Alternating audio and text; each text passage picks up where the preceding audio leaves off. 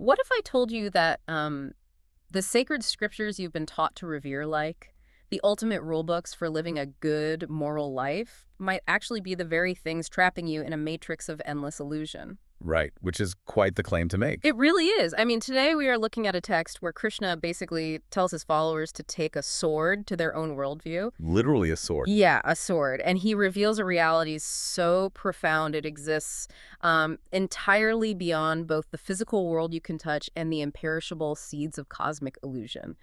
So we are unlocking the supreme ultimate reality today, the Purushottama, showing you that this deep dive in chapter 15 of the Bhagavad Gita unveils the absolute highest truth of the self. It truly is the ultimate revelation. And I mean, it completely flips everything we think we know about spirituality upside down. So true. But before we embark on this journey together, if you are finding value in this exploration of Simplified Awakening, please, take a moment to subscribe, like this video, and share your own reflections and aha moments in the comments below. Yes, please do. Your engagement really helps us bring more of these profound, ancient texts to light for a modern audience. It really does. So welcome. We are just so glad you are here with us for this custom-tailored deep dive into chapter 15 of the Bhagavad Gita, famously known as the Purushottama Yoga. Right, and we aren't just skimming the surface today, are we? Definitely not. We are interpreting this ancient wisdom through the incredibly profound, meticulously detailed commentary of Adi Shankaracharya. Which is, well, for those who might not be familiar, he is widely considered one of the absolute greatest philosophical minds in human history. Exactly. So to set the stage for you, this chapter utilizes a breathtaking, truly mind-bending metaphor to explain the very nature of our reality. And that metaphor is the cosmic Ashvatha tree. Or the people tree. Yeah, the people tree. Yeah. And we should explicitly note Shankaracharya's core perspective right up front, so you have the proper lens through which to view everything we discussed today. Because his perspective is, well, it's pretty uncompromising. Very uncompromising.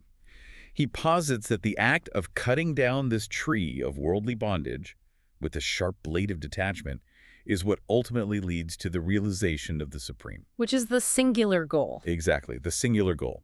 The primary mission of this deep dive is unpacking Krishna's teaching of Purushottama as that ultimate unconditioned reality. Right. Everything else in the text is really just setting up the architecture of the trap so that you can understand, how to actually break out of it. Okay, let's unpack this. We absolutely have to start with this tree because it is the map of our entire existence. It really is. So Krishna introduces the cosmic Ashvatha tree to describe Samsara, which is, the endless cycle of worldly existence, birth, death, all of that.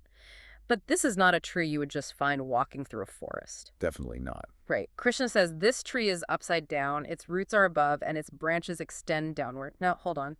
I'm sort of stuck on the upside down tree part. A lot of people get stuck there. I mean, I get that it's a metaphor, but trees naturally grow toward the sun, toward nourishment, right?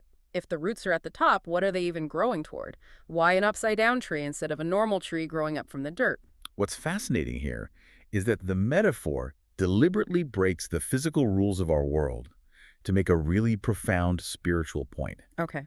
The dirt in this analogy, the grounding foundation, isn't physical matter at the bottom of the universe like we're used to. Right.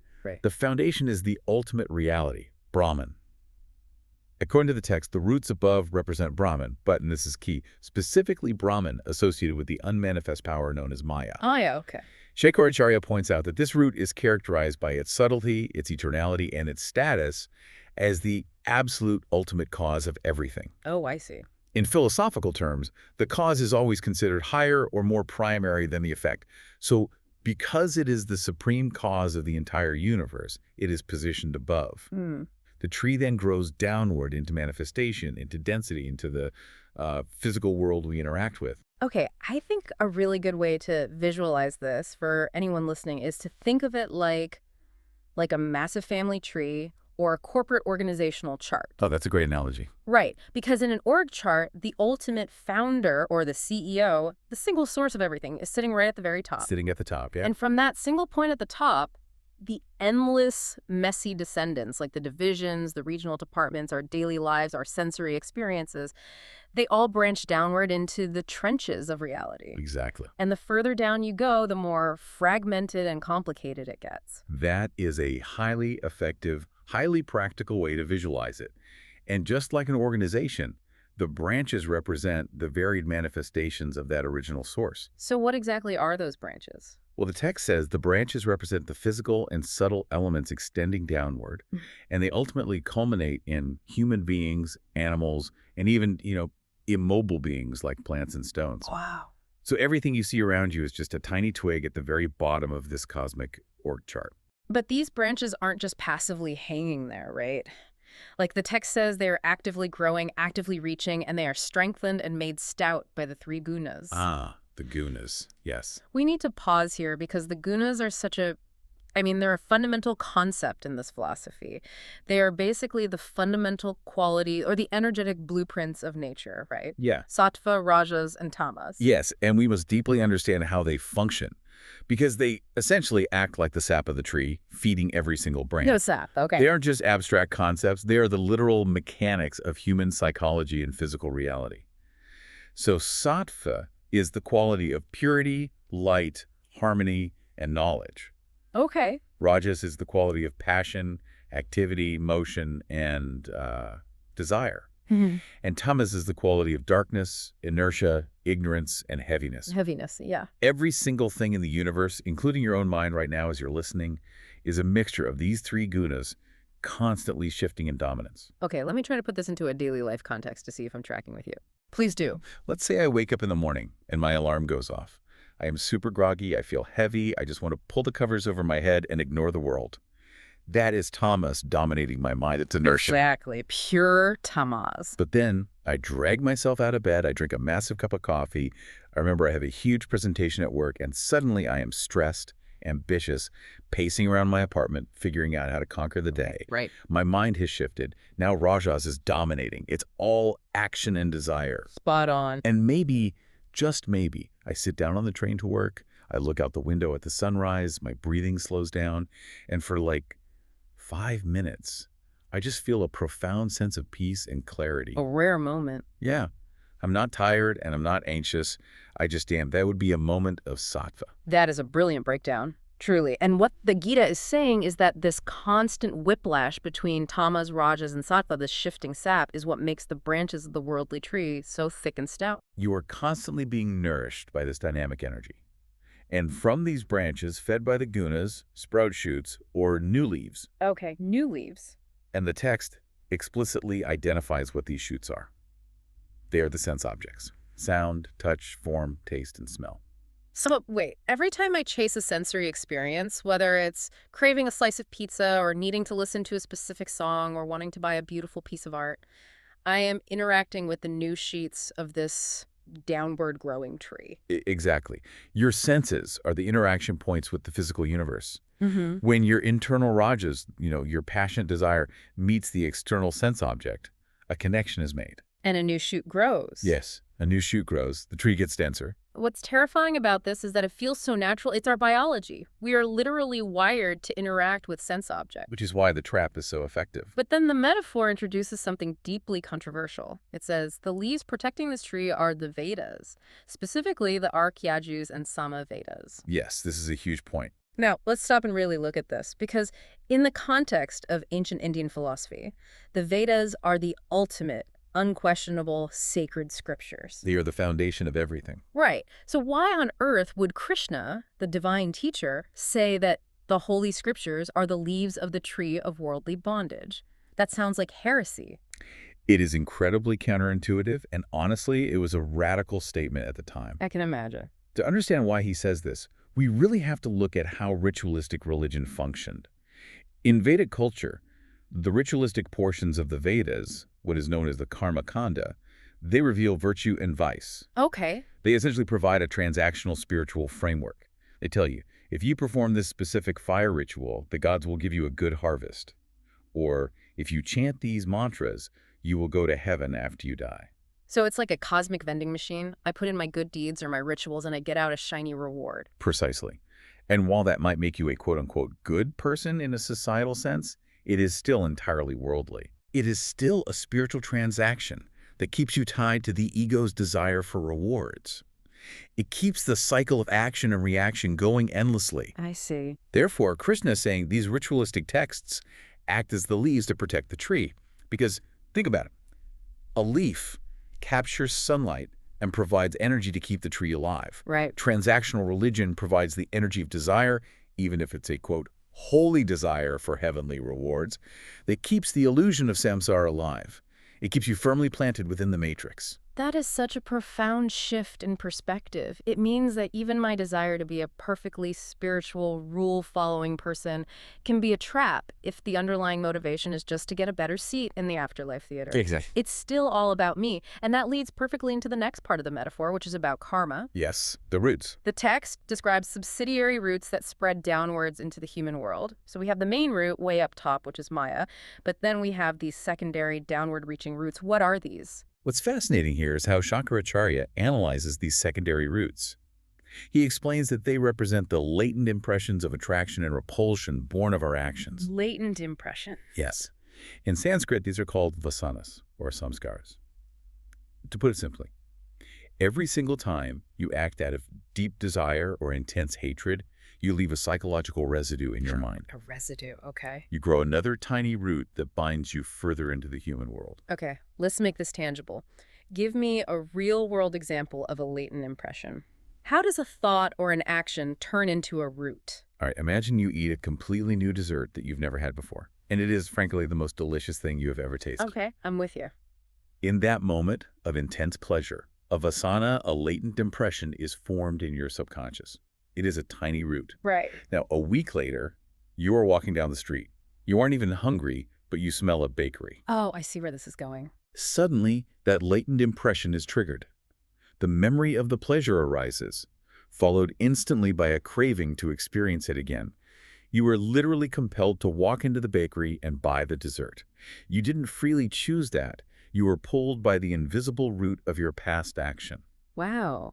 And it works the exact same way for negative things, right? Absolutely. If someone betrays me, I form a deep root of resentment. Years later, I meet someone who just vaguely resembles that person or uses the same phrase they used, and instantly I feel defensive and angry. I'm being controlled by a root I grew 10 years ago. Exactly.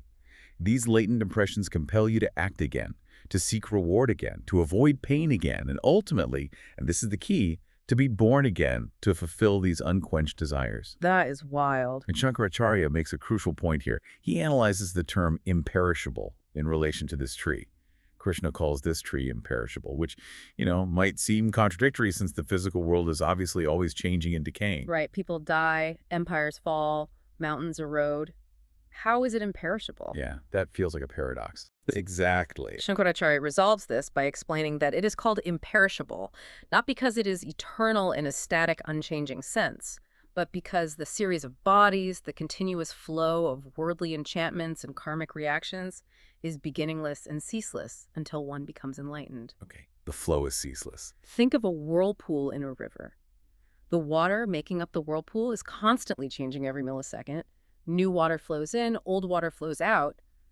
But the shape of the whirlpool, the phenomenon itself, remains constant. Oh, that's a great image. The illusion of samsara is perpetually regenerating itself through our actions and desires. It's a perpetual motion machine of existence fueled by our own psychology. Yes. So to summarize the trap we are in, the tree is a beautiful, intricate, but genuinely terrifying trap. It is. You've got the sap of the gunas, or shifting moods and energies making the branches strong. You've got the sense objects tempting us as new, shiny green shoots. You've got the leaves of ritualistic, transactional religion keeping the system legitimized and protected. Right. And you've got these secondary roots of our own past desires and traumas anchoring us down, dictating our future choices. So if we are completely tangled in these downward-reaching branches, mesmerized by the shoots and tied up by the roots of our own making, how on earth do we escape? It seems impossible. Is the text literally telling me I'm doomed by my own human nature? How is there any way out of a trap that uses my own biology against me? Well, this brings us to the path to freedom, and you are totally right to feel the weight of that trap. It is designed to be inescapable by ordinary means. Okay, so what are the extraordinary means? The first step to breaking free requires a radical shift in perception. Krishna teaches that the true form of this tree is not actually perceived in our normal, everyday reality. What do you mean? As you go about your day, you don't see an upside-down cosmic tree. You see a world of separate, solid objects. You see a desk, a car, your friends. Sure. But the text reveals that this tree has no beginning, no middle meaning, no steady continuance, and no end. Wait, no beginning, middle, or end. How can something exist without those? Because it doesn't exist in the way we think it does. Shankaracharya compares it to a dream, a mirage, or a magician's jugglery. A dream. Okay. Think about it. If you're having a vivid nightmare that you are being chased by a tiger, within the context of the dream, the tiger has a beginning, a middle, and an end. It is terrifyingly real. Very real. But when you wake up, you realize that the tiger never actually existed. It had no true beginning, middle, or end. It was an illusion. Oh, wow. So it's a cosmic magic trick. It looks and feels incredibly real when you are in it, just like the Matrix. Precisely. But because it is fundamentally an illusion of worldly bondage, Krishna is very clear about the solution. It must be felled. It has to be cut down. You can't just trim the branches. You have to sever the whole thing. Right. And the tool required for this monumental task is what the text calls the strong sword of detachment, or in Sanskrit, the Asanga Sastrena. And this is where we must be very careful, because Shankaracharya provides a very precise definition of what this detachment entails. Because it's not just chilling out. Exactly. It is not merely a vague modern sense of letting go or taking a deep breath. He defines this detachment as actively turning away from the desire for progeny, wealth, and heavenly worlds. Okay, we need to stop the train right here. I thought you might say that. Because I think a lot of listeners are going to have a major problem with that phrasing, turning away from the desire for progeny. So Shankaracharya is saying, I need to stop caring about my kids to be enlightened. No, not at all. I mean, I have to abandon my family, quit my job, throw away my wealth, and just sit in a cave. That sounds incredibly harsh, cold, and honestly a bit miserable. Isn't detachment often mistaken for apathy? I am very glad you pushed back on that, because it is the most common and arguably the most dangerous misunderstanding of Eastern philosophy. Detachment is absolutely not apathy. Okay, explain the difference. Apathy is a function of tamas. Remember the Gunas. It is ignorance, heaviness, and a lack of care. Apathy is depressing. The detachment Shankaracharya is speaking of is born of sattva clarity and supreme awareness. Oh, interesting. Let's clarify the progeny aspect. He is not saying you shouldn't love your children. He is saying you must sever the ego-driven identification with your children. Can you explain the difference? What does ego-driven identification look like in daily life? Ego-driven attachment says, my child must succeed so that I look like a good parent, or my child is an extension of me, and if they fail, I am a failure. Oh, I see. That kind of attachment is heavy. It breeds constant anxiety, control, and ultimately suffering for both the parent and the child. So what is true detachment then? True detachment means loving the child completely, providing for them, guiding them, but recognizing that they are their own soul on their own journey. You love them without needing to possess them. Wow. You do your duty toward them without tying your existential worth to their outcomes. So it's the difference between enmeshment and unconditional love. That makes so much more sense. Exactly. Let's use a different analogy to really nail this down. Think of this sword of detachment, not like a butcher's cleaver, swinging wildly and hacking away at everything in your life out of hatred for the world. Well, it's not a cleaver. Think of it like a master surgeon's scalpel.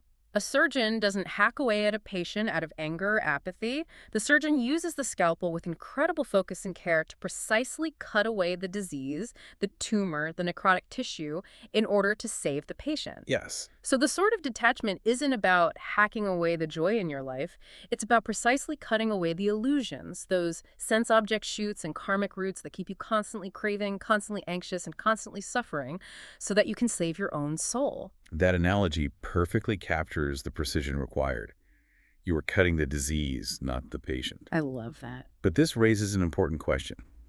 How is this surgical sword actually forged?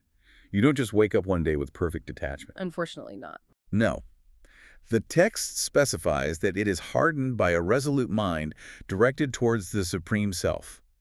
It requires deep, unwavering concentration on the ultimate reality. Concentration, right. And furthermore, it is sharpened on the stone of repeated practice of discrimination. Discrimination. Okay, let's define that. Because usually when we hear that word today, it has a negative social connotation. But in this philosophical context, it means something very different, right? Yes, very different. In Sanskrit, the term is viveka. Discrimination here means the constant, active intellectual discernment between what is eternal and what is transient, between the real and the unreal. Got it. It is looking at your new car and saying, this is nice, but it is transient, it will eventually rust. It is not my ultimate source of happiness. Mm.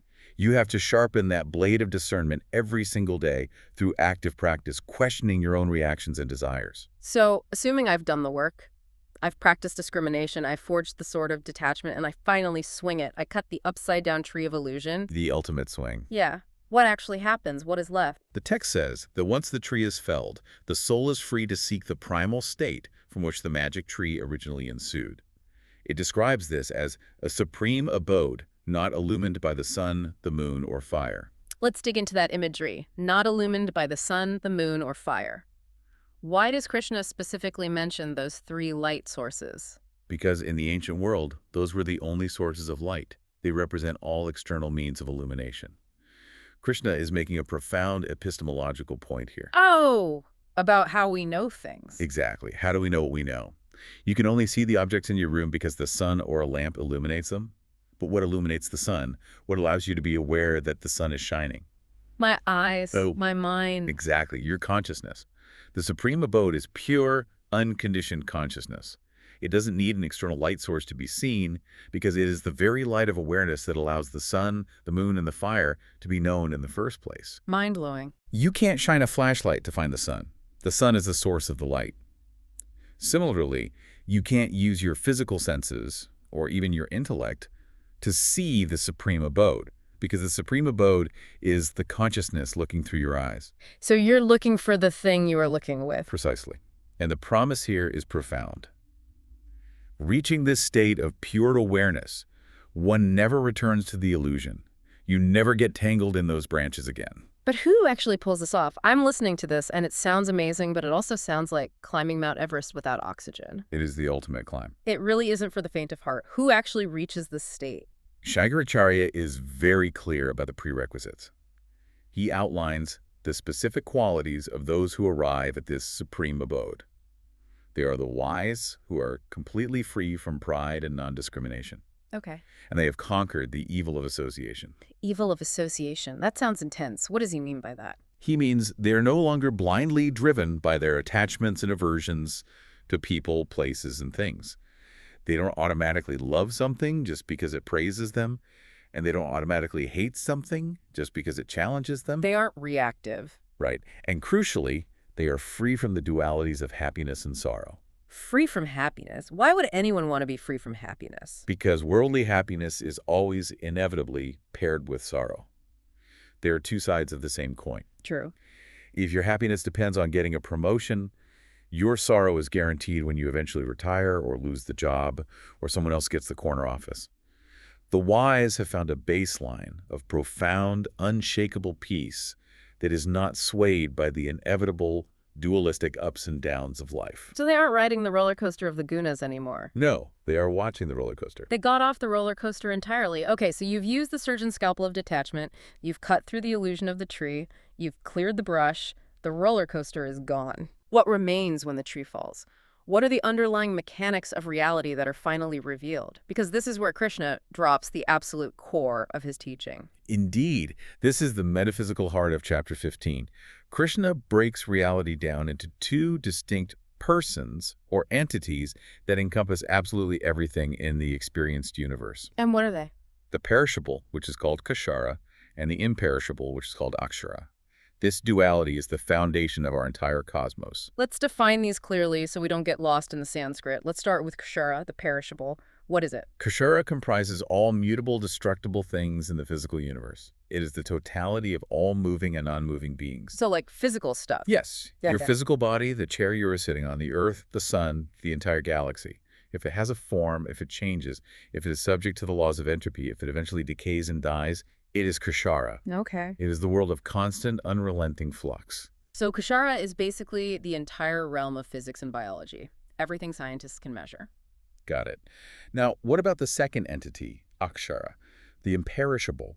Now, we used the word imperishable earlier when talking about the tree. Is this the same thing? Yes, and this is where Shankaracharya's commentary is absolutely vital. In the context of this specific chapter, Akshara refers to the unmanifest Maya. Unmanifest Maya. It is the seed of all worldly existence. Wait, if it's the seed of the physical world, why is it called imperishable? Doesn't a seed perish when it grows into a plant? In a biological sense, yes, it does.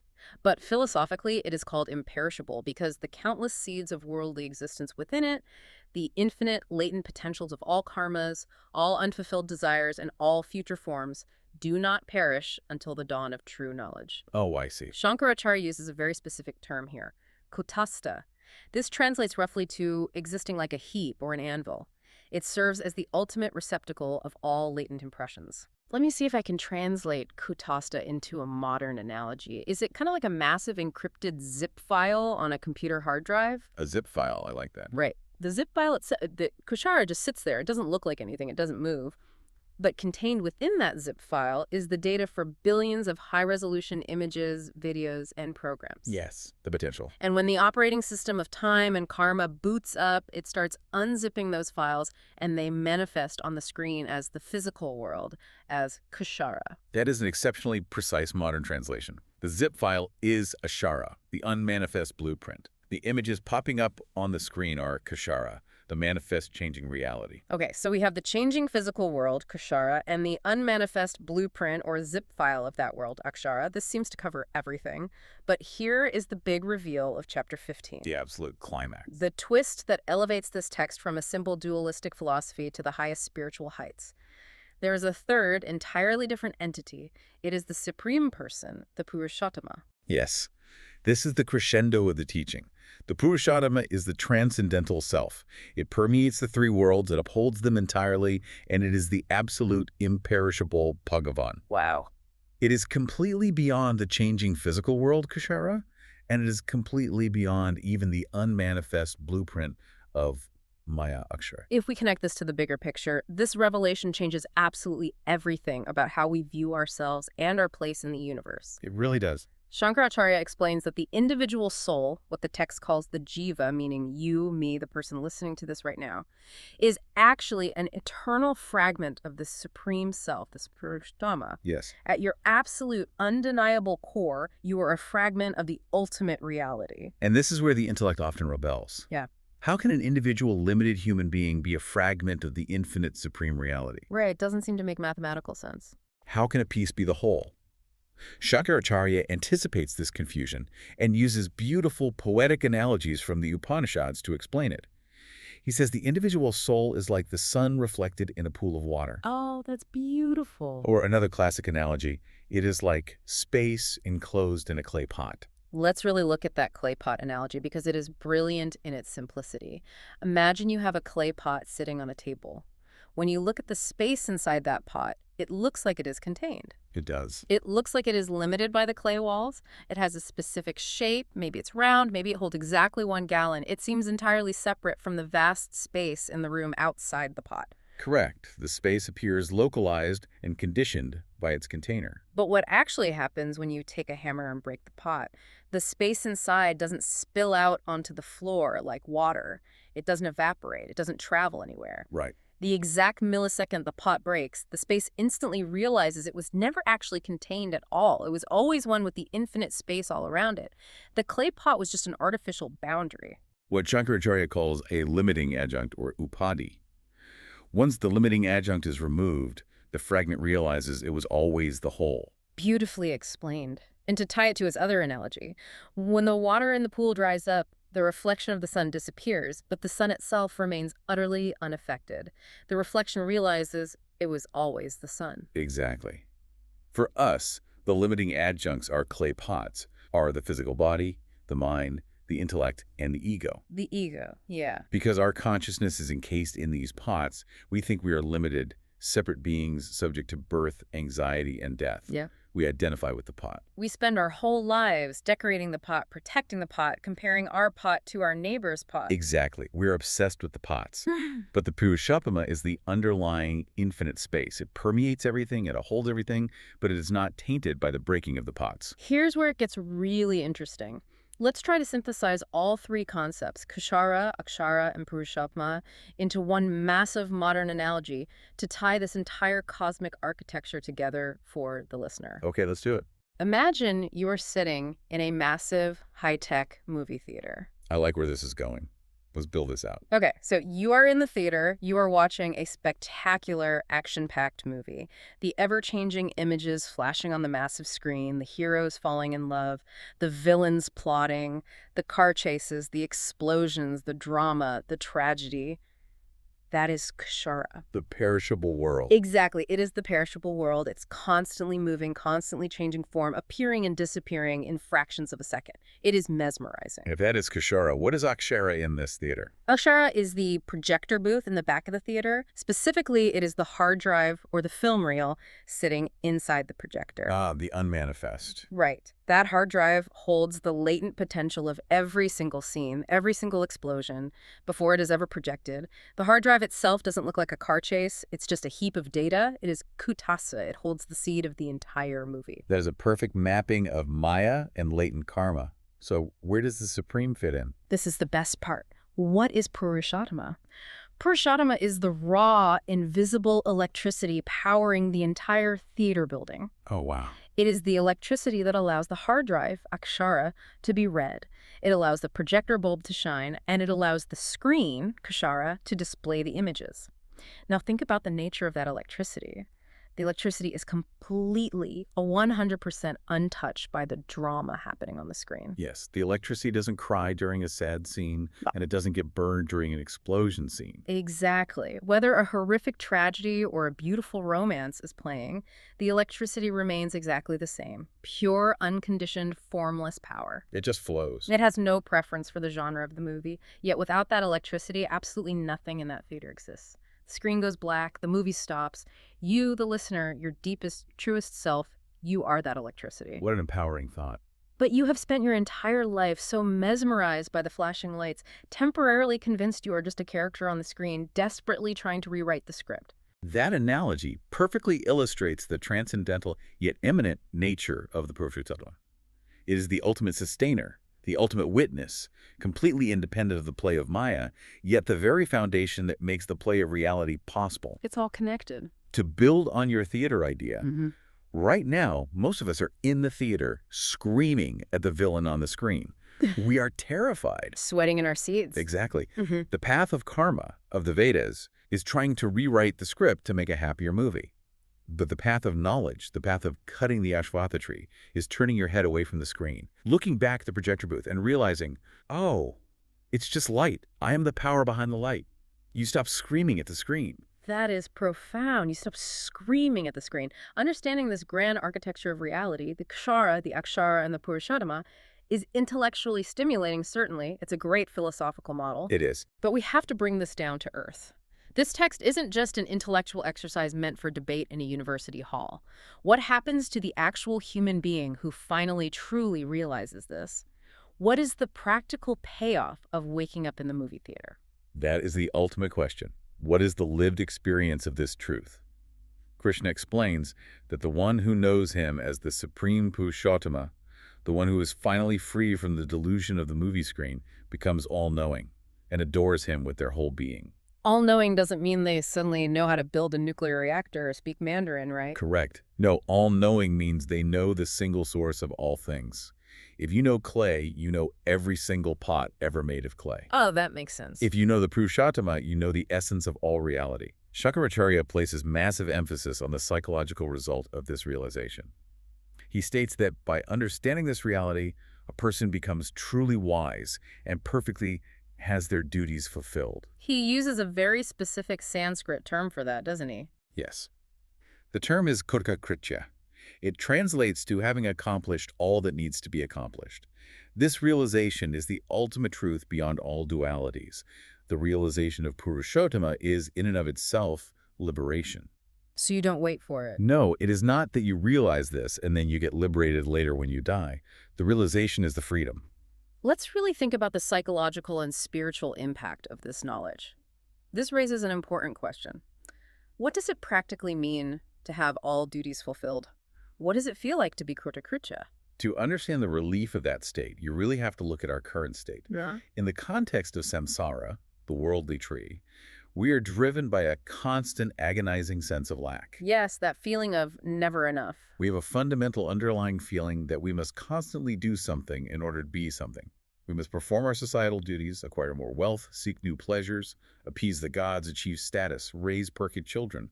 It is an endless treadmill. It's an existential to-do list that never ever gets shorter. Precisely.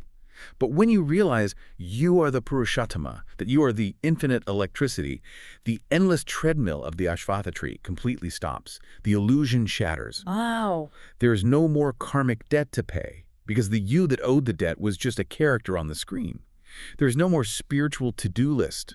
The underlying gnawing anxiety of what must I accomplish today to prove I am worthy of existing simply evaporates. Because how can the infinite, unconditional electricity have a to-do list? It can't. It just is. It doesn't need to prove anything to the projector. How does this ancient text, written thousands of years ago in a completely different cultural context, resonate for you right now, today, listening to this on your commute or while washing dishes? It's surprisingly modern. Think about it. We talked earlier about detachment, about using the surgeon's scalpel to cut away material entanglements, stopping the endless pursuit of those sensory shoots on the tree. That process doesn't empty your life of meaning. It doesn't leave you as a hollow, apathetic shell. Not at all. Instead, it reveals a profound, unshakable inner freedom. Exactly. It is the freedom from the desperate need for the world to make you happy. Recognizing that you are an eternal fragment of the Purushottama allows you to walk through this modern, chaotic world completely untouched by the heavy psychological burdens we all carry. Those burdens are heavy. The burden of pride, the burden of delusion, the constant exhausting whiplash between happiness when you get the promotion you wanted and sorrow when your car breaks down the next day. You can still engage with the world. That's the beauty of it. You can perform your daily tasks, you can fiercely love your family, you can excel at your job, but you do it all with a profound internal spaciousness. With grace. You do it as a joyous game. You are no longer desperately grasping at the branches of the tree, hoping they will give you an identity. You participate in the movie, but you never forget you are the light. So what does this all mean for you, the listener? It means realizing you are not the leaves of the tree. You are not the branches. You aren't even the deep, hidden, ancient roots of the tree. Yeah, you're not. You are the infinite sky that the tree grows in. You are the boundless space that contains the entire illusion. That realization, that ultimate paradigm shift, is the absolute essence of the Purushottama Yoga. It is the highest teaching Krishna offers regarding the nature of reality. Beyond the perishable world of changing forms, the Kshara, and entirely beyond the imperishable seeds of cosmic illusion, the Akshara, shines the supreme reality, the Purushottama. And the most beautiful part of this entire philosophy is that this supreme reality is not some distant God judging you from the clouds. That reality is your own truest, deepest self. It has been an incredibly profound journey unpacking this chapter with you.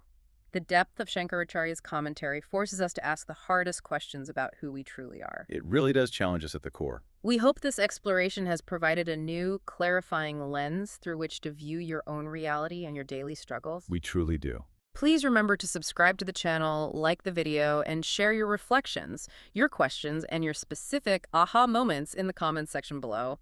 We read them all, and we genuinely love seeing how these ancient, towering ideas intersect with your modern lives. And we are just getting started on this journey through the Gita.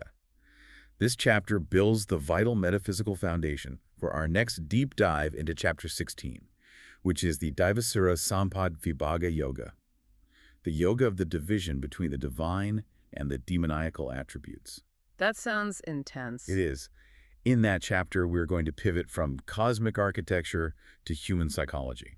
We will explore the two vastly different natures of beings in the world, the traits that drive them, and how those inherent natures dictate our entire trajectory through life. A psychological profile. Exactly. It is a brilliant, piercing psychological profiling from an ancient perspective. I am already looking forward to unpacking that one. It's incredibly relevant to understanding the people around us today. It really is. But until then, as we wrap up this deep dive, we want to leave you with a final, lingering thought. A question to explore on your own as you go about the rest of your day. A parting question. If you are truly a fragment of the Supreme, if you are like the infinite space temporarily enclosed in a fragile clay pot, what happens to your daily anxieties, your stress about upcoming deadlines, your deep-seated worries about the future, if you navigate tomorrow knowing, with absolute certainty, that the pot is just an illusion, and you are already infinite?